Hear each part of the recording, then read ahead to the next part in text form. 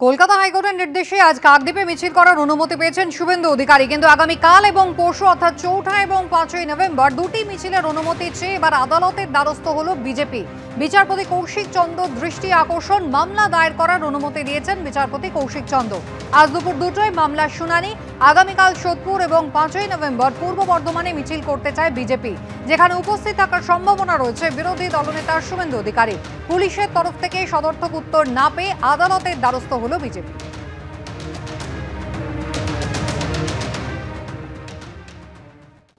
ছাব্বিশের বিধানসভা ভোটের আগে এসআইআর এর কাজ শুরু হয়ে গিয়েছে। এই আবহে ভারতীয় হয়েও চিন্তায় কোচবিহারের সাবেক ছিটমহলের বাসিন্দারা।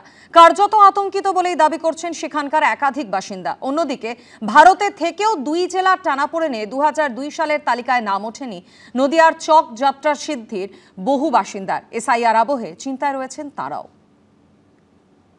আতঙ্কিত আমরা। আমাদের ক্ষেত্রে কি আলাদা করে কোনো নোটিফিকেশন হবে?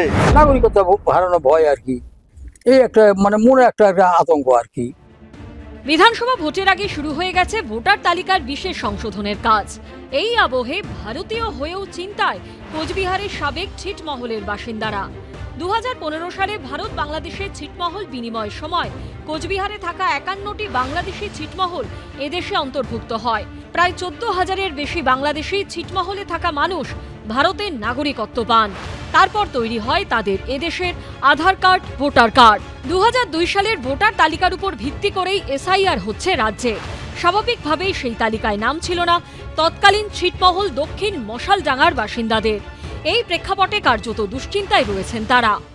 এসআইআর ঘোষণা হওয়ার পর থেকেই আতঙ্কে ভারতের ছিটমহলের বাসিন্দারা। 2015 সালের পর তারা ভারতীয় নাগরিকত্ব পেয়েছিলেন, রয়েছিল তাদের ভোটার কার্ড এবং আধার কার্ড। কিন্তু এসআইআরের ক্ষেত্রে 2002 সালের ভোটার তালিকাকেই ভিত্তিবশত ধরা হচ্ছে, যার ফলে সেই তালিকায় তাদের নাম নেই। আর এখানেই চিন্তার কারণ হয়ে দাঁড়িয়েছে ছিটমহলবাসীদের। যদি মূল ভূখণ্ডের মতো আমাদেরকে এসআইআর করা হয়, তাহলে আমরা এই ক্ষেত্রে তো কোনো কিছু ডকুমেন্টস দেখাইতেই পারবো না। আমাদের কোনো কিছু নাই।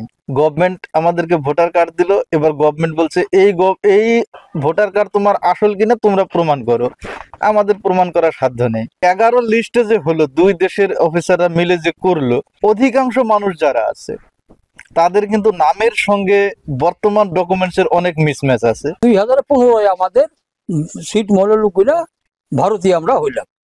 এখন যে এফআইআর বলতে 2002-এর কাগজ লাগবে। 2002-এর আমরা তোরা তো দিতেই পারবো না।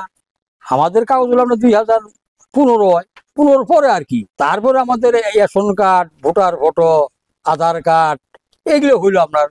ডকুমেন্ট তো আমরা দেখাইতে পারবো না। কোনো ডকুমেন্ট না দেখাইতে পারলে তাহলে উঠাইয়া দিবে এখান থেকে। অন্যদিকে ভারত থেকেও 2 জেলা টানাপোড়েনে 2002 সালের তালিকায় নাম ওঠেনি নদিয়ার চর যাত্রা সিদ্ধির বাসিন্দাদের। আর তার জেরেই এসআইআর আবহে চিন্তায় রয়েছেন 1157 জন ভোটার। 2009 সালে প্রথম ভোটার লিস্টের নাম ওঠে, 2002 সালের নাম নেই। হুগলি, নদিয়া, চাপানুতর। হুগলি বলছে নদিয়ায় তোমরা যাও, আমরা বললাম আমরা হুগলিতে যাব। হুগলি, নদিয়া এমনি করে করে এতদিন আমাদের ভোটের নাম উঠেনি। আতঙ্কে আমরা পড়ে রয়েছি, কি হবে। কল্যাণী চর যাত্রা সিদ্ধির বাসিন্দাদের দাবি, তারা নদিয়ায় বসবাস করলেও একসময় তাদের কাগজপত্র ছিল হুগলির ঠিকানায়। কোন জেলার ভোটার তা নিয়ে টানাপোড়েন শুরু হতেই ভোটার তালিকা থেকে নাম কেটে দেওয়া হয় তাদের। ফলে 2002-এর তালিকায় নাম ছিল না অনেকের। আদালতের দ্বারস্থ হবার পর 2009 সালে নদিয়ার ভোটার তালিকায় নাম ওঠে। 2002-এর ভোটার লিস্টে যদি প্রশাসন নাম চায়, এখানে মোটামুটি 400 পরিবার, একটাও পরিবারে 2002 সালের ভোটার লিস্টের নাম খুঁজে পাবে না। যেহেতু এখানকার মানুষ লাস্ট 1981 সালে বালাগড় বিধানসভায় লাস্ট ভোট দিয়েছে, তখন হুগলি ডিস্ট্রিক্টে ভোট হতো।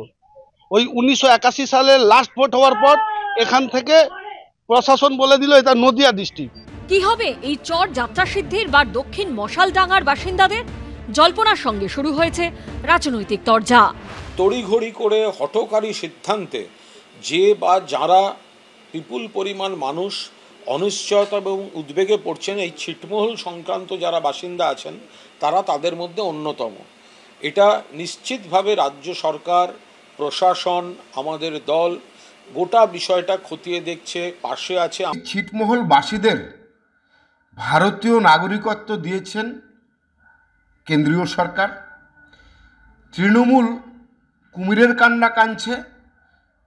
যদি ছিটমহলবাসীকে ভোটাধিকার না দেওয়া হয় অথবা নাগরিকত্ব না দেওয়া হয়, কেন ছিটমহল বিনিময় হলো, এদের জন্য আমাদের কেন্দ্রীয় সরকার এবং প্রধানমন্ত্রী ভাবছেন।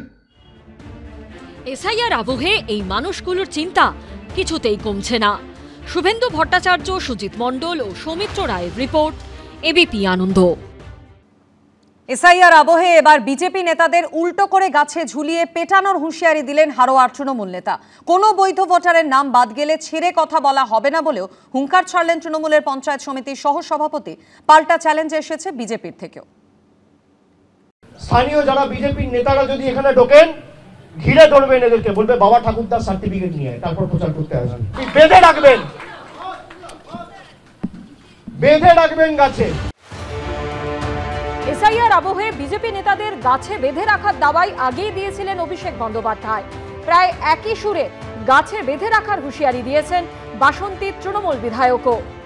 আমরা কিন্তু তাদেরকে গাছের গায়ে বেঁধে রাখবো। এবার তৃণমূলের শীর্ষ নেতৃত্বে দেখানো পথেই আরও এক কদম এগিয়ে গেলেন হারোয়ার তৃণমূল নেতা। বিজেপি নেতাদের উল্টো করে গাছে ঝুলিয়ে পেটানোর হুঙ্কার ছাড়লেন হারোয়া পঞ্চায়েত সমিতির সহ সভাপতি আব্দুল খালেক মোল্লা। তাকে সিধা করে না, তাকে উল্টো করে গাছে ঝুলিয়ে তাই পেটাবো। মঙ্গলবার থেকে এনুমারেশন ফর্ম নিয়ে বাড়ি বাড়ি যাবেন বুথ লেভেল অফিসাররা। শনিবারই শেষ হয়েছে বিএলওদের চূড়ান্ত প্রশিক্ষণ। তৃণমূল সূত্রে খবর, শুক্রবার দলের 18,000 নেতা ও পদাধিকারীদের নিয়ে ভার্চুয়াল বৈঠকে এমনই নির্দেশ দিয়েছেন অভিষেক বন্দ্যোপাধ্যায়। এরপরে হারোয়ায় বুথ লেভেল এজেন্টদের দায়িত্ব সামলাবেন যারা, শনিবার তাদের নিয়ে একটি বিশেষ সভা করেন হারোয়ার তৃণমূল নেতা আব্দুল খালেক মোল্লা। সেখানে বিজেপি নেতাদের গাছে উল্টো করে ঝুলিয়ে পেটানোর হুমকি দেন হারোয়া পঞ্চায়েত সমিতির সহ সভাপতি। আমাদের ভোটার, বৈধ ভোটারকে যদি বাদ দেয়, আমি আজকেও বললাম, বিজেপির কোনো লিডার যদি এই মোস্তানি করতে আসে, তাকে সিধা করে না, তাকে উল্টো করে গাছে ঝুলিয়ে তাই পেটাবো। বৈধ ভোটারকে, ভারতীয় নাগরিক থেকে যারা রোহিঙ্গা বলে তকমা লাগাবে, তাদেরকে আমরা ছেড়ে কথা বলবো না। তৃণমূল নেতার উদ্দেশ্যে পাল্টা হুঙ্কার এসেছে বিজেপি থেকেও। যখন পঞ্চায়েত সমিতির সভাপতি ছিল, 10 থেকে 12,000 ভুয়ো রেশন কার্ড বানিয়ে রেখেছে এই খালেক মোল্লা। ব্যবস্থা হবে, গাছে উল্টো করে কে কাকে বাঁধাবে, কিভাবে ঝোলাবে, আবার বর্ডার কিভাবে উল্টো করে ফেলা হবে, তার জন্য ভারতীয় জনতা পার্টি, সাধারণ মানুষ, হারোয়ার মানুষ প্রস্তুত আছে। পশ্চিমবঙ্গে এসআইআর প্রক্রিয়া শুরু হতেই পাল্লা দিয়ে বাড়ছে তৃণমূল নেতাদের হুঙ্কার। কোনো বৈধ ভোটারের নাম বাদ গেলে কেউ দিচ্ছেন লন্ডভন্ড করে দেবার হুঁশিয়ারি, কেউ রক্তগঙ্গা বইয়ে দেবার কথা বলছেন, কেউ আবার বিএলওদের বেঁধে রাখার দাবাই দিচ্ছেন। কোনো তৃণমূল নেতা আবার হুঁশিয়ারি দিয়েছেন ডিটেনশন ক্যাম্প ঘুরিয়ে দেবার। এখন প্রশ্ন হলো, এসআইআর এর কাজ শুরু হতে না হতেই যদি এরকম হুমকি হুঁশিয়ারি দিতে থাকেন নেতারা, তাহলে ভোটের সময় কি হবে? সমীরণ পালের রিপোর্ট, এবিপি আনন্দ, উত্তর 24 পরগনা।